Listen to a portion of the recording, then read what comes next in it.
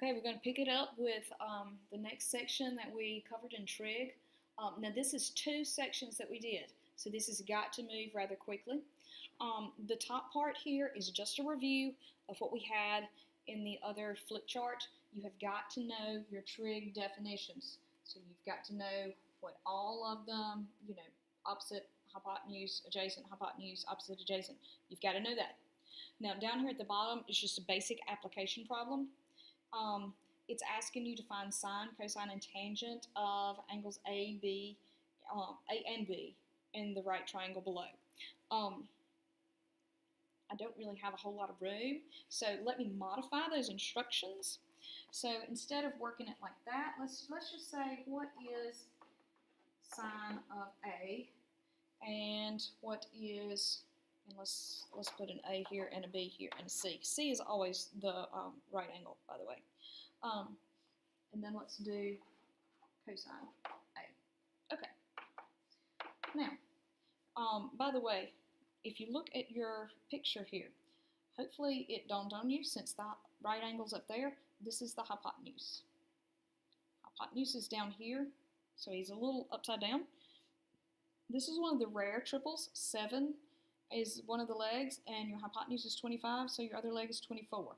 If you did not recognize that, you are more than welcome to do Pythagorean theorem, but that would be why it would come out even. Now, this is what I would like to show you. When it says sine of A, that's where you've got to shoot from. A is over here. From there, you do opposite of that angle, and then hypotenuse, because opposite and adjacent will change depending on which acute angle you're using. So, and actually let me change this. Okay, we'll do that. So sine of A is 7 over 25. And if you do cosine of B, so I'm going to come over here from B. Well, cosine of that is adjacent over hypotenuse. So notice, they're actually the same thing. Different angles, same values. It all depends on which angle you're looking from. You got different trig functions.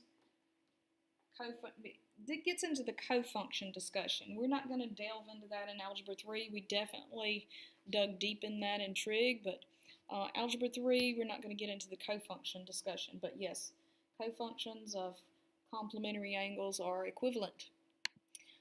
Okay, now, if you had to do this one, determine all 6 values of each angle. Yes, there should be a C here. This is a right angle, and hopefully you knew that this was 8. So if you're coming through here, sine, cosine, tangent, cosecant, secant, and cotangent, we should be able to rock and roll through this fairly well. And I did not do that right. Shame on me. And I tell you what. Let's do this. Let's change this to A. And then let's come over here and do sine B, cosine B, tangent B, just so that you see. So from A, do opposite over hypotenuse, and then adjacent is 8, and then opposite over adjacent is 15 over 8. But this one says go from B. Alright, from B, now opposite is 8. 8 over 17. And your adjacent is now 15. So knowing which angle you're shooting from makes all the difference in the world. Because check it out. Check out what you got. Do you see how these things swapped up? And these right here, well, you knew that those were reciprocal functions anyway. But it makes all the difference which angle you are coming from. You've got to pay attention to this angle here. Okay, special right triangles. You had to do these in geometry. It is imperative that you memorize your special right triangles. So 30, 60, 90s. Across from the 30-degree angle is the smallest unit, which is 1. Across from the 60 is the square root of 3. And please know that the square root of 3 is smaller than 2. If you type square root of 3 in your calculator, guys, this is 1.732, blah, blah, blah, blah, blah. But that is smaller than 2. So don't think just because your eyeballs are seeing a 3 that it's largest side. It's not. 2 is the hypotenuse. It's the longest side.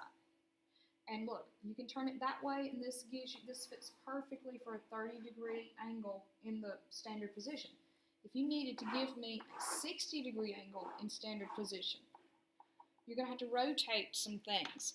Opposite the 60 is going to be square root of 3. So you got to get that stuck in your brain. Opposite the 30 is the 1. Opposite the 60 is square root of 3. And then the hypotenuse is always a 2. Never fails. And then the 45, the legs are 1s, and the hypotenuse is square root of 2. There's nothing for it. You just have to memorize it. You've got to get those stuck in your brain. Because what we're going to do, we will start by using those in first quadrant. And then we're going to start spinning them into quadrant 2, 3, and 4. And that's where it gets interesting. So, and we're not going to be able to do everything that's on these flip charts. So I'm just going to be getting portions of them. Like, we're not going to be doing all 6. Let's just do the main 3. Okay, so 60-degree angle. Let's sketch it again. You got 60 degrees. Opposite the 60, square root of 3. 30's up here. Opposite the 30 is 1. 2 is always the hypotenuse. So when you come through here, now it does change a little bit. You're no longer putting theta. You're doing 60. So sine of 60, cosine 60, tangent 60. Okay. So sine of 60, opposite over hypotenuse, square root of 3 over 2. Cosine is 1 over 2. And tangent is square root of 3 over 1, which is just square root of 3. Now, if you did reciprocals, you would need to rationalize. I guess we could do that. We just won't do the one on the bottom here. So if you come down here, I'll just come down here. Cosecant of 60 and secant of 60. And then we got cotangent of 60. All right, if you took this and you flipped it, that's going to put 2 over the square root of 3. When you rationalize that, that's 2 square root of 3 over 3. All right, then you've got to do the reciprocal of 1/2. Well, that's 2. Then we need to do the reciprocal of square root of 3. Now keep in mind that's over 1, so we have 1 over square root of 3, which is square root of 3 over 3, because you got to rationalize. Okay? You're going to get very similar responses for 30 degrees. It will be a little different for 45. Remember, with 45, we got 1, 1, square root of 2. So we got sine 45, cosine 45, tangent 45. Now, we'll see if we can work out our reciprocal functions. Okay. Sine, opposite over hypotenuse, 1 over square root of 2. You must fix it. And then cosine of 45, 1 over square root of 2. Again, you must fix it. Ooh, a little deja vu there. Wonder why they're the same. Could it be that, remember what I mentioned earlier about cofunctions of complementary angles are equivalent? Very interesting. Tangent, 1. That's very interesting. When you get a tangent value to be 1 or a cotangent value to be 1, that needs to click in your head that we're dealing with a 45-degree angle. That's the only time tangent or cotangent is 1. If sine or cosine is 1, you're in the unit circle. But tangent and cotangent being 1, that's a 45. So just a little word of wisdom. When you turn this upside down, it's just square root of 2. Same thing there. Okay. Now, we're going to move on to reference angles. Reference angles, and we're probably not going to get all of this in one. We're probably going to have to pick it up here in just a minute. Reference angles are very, very, very important in trig. It's what allows us to take angles and go in standard position. You've got your initial side here, and we're going to have a terminal side either in the second, third, or fourth quadrant. Reference angles allows us to sketch those angles and put those larger angles in terms of something that we are familiar with. So we first got to know how to draw reference angles, how to figure out what they are, then how to use them. Now we're going to learn what a reference angle is, which is crazy numbers.